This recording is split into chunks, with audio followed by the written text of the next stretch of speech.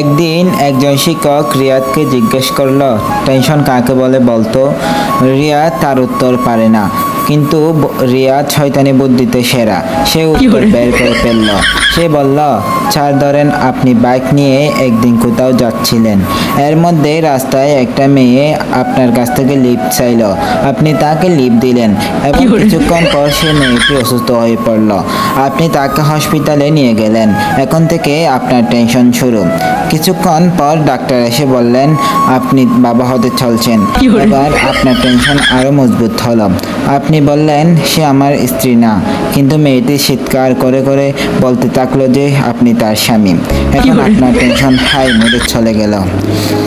Police আসলো, medical test করলো এবং বলল মেয়েটি আপনার স্ত্রী না এবং আপনি কোনোদিনও বাবা হতে পারবেন না।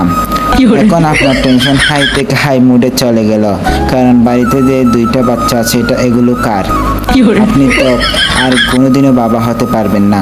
স্যার, এটাকেই বলে টেনশন। এটা ছাড়া পুরাই বেহুশ।